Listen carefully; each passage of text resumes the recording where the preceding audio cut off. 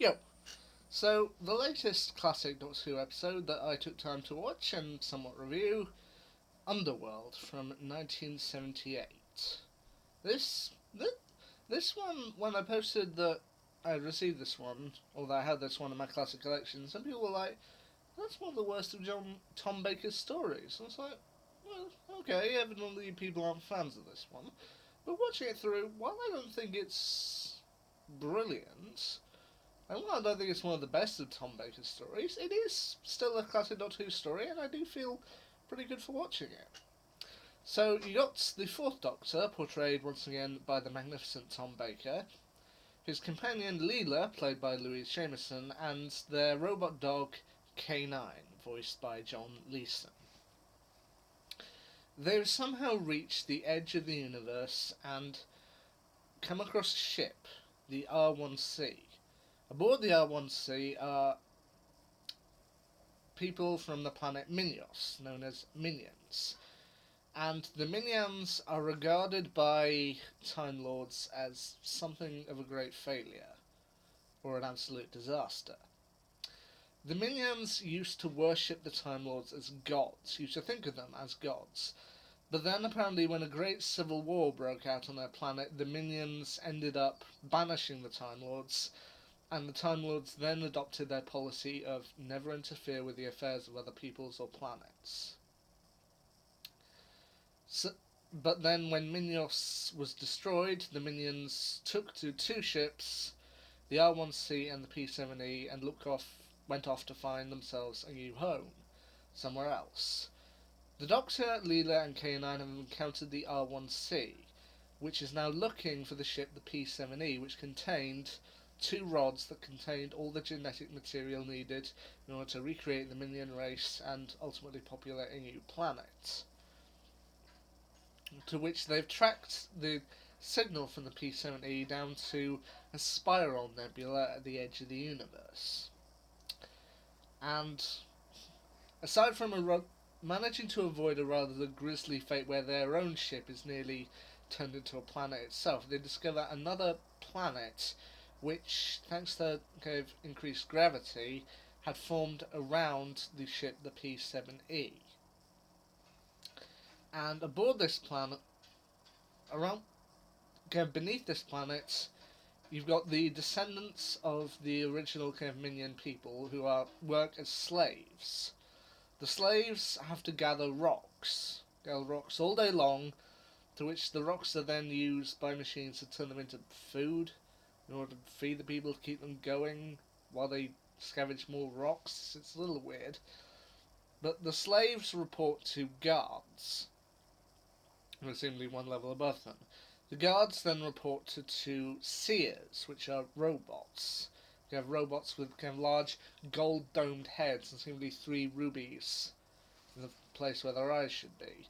And the seers report to the Oracle, which is seemingly an intelligence from the P7E, which is now requires sacrifice every now and again. It's a little confusing, but it's basically a megalomaniac ship, AI ship on a power trip. I say, I'm in charge, so you have to die.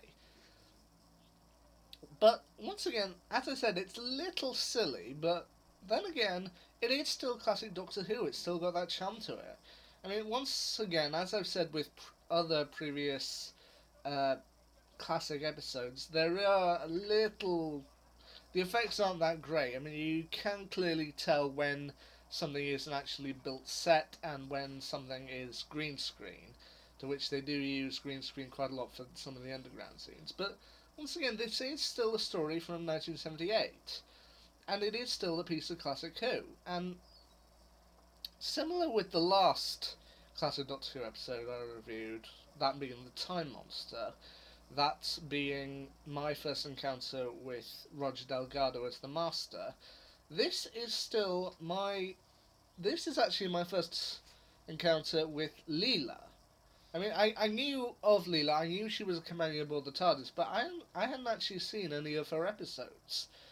I mean, when I started collecting Classic Who, the first ones I really encountered in terms of the Fourth Doctor were right at the end with Adric, Tegan, and Nissa, which from the final episode Logopolis, and then Sarah Jane Smith with Genesis of the Daleks.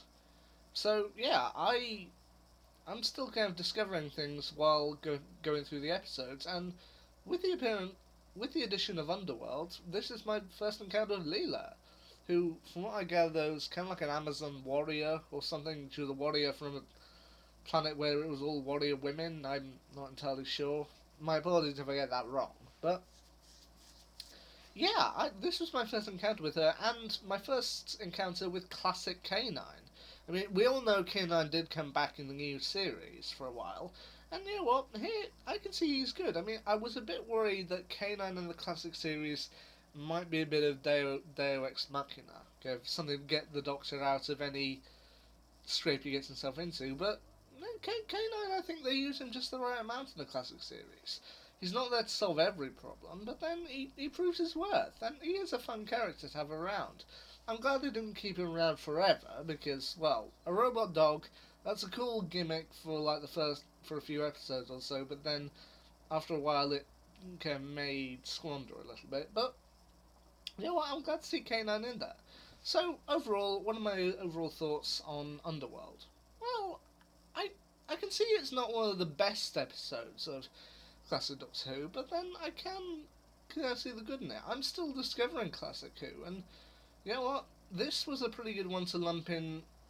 I can understand why they do these box sets now, in that if you got some episodes that are really not popular enough to sell on their own, by bunching some of them together under a specific theme, yeah, you can go a long way with that. So, the Time Monster, Underworld, and then I'll get to the Horns of Nimon when I get to it. But you know what? I think Underworld isn't quite as bad as people made out to be, and it is a pretty fun piece of the Fourth Doctor's era. Maybe not the best piece, but you know what? Still pretty good. Anyway, as I said, the next classic episode I'm hoping to review is The Horns of Nimon. So, when I get to that, I'll let you know. But for Underworld, I still think it's okay. Anyway, see you.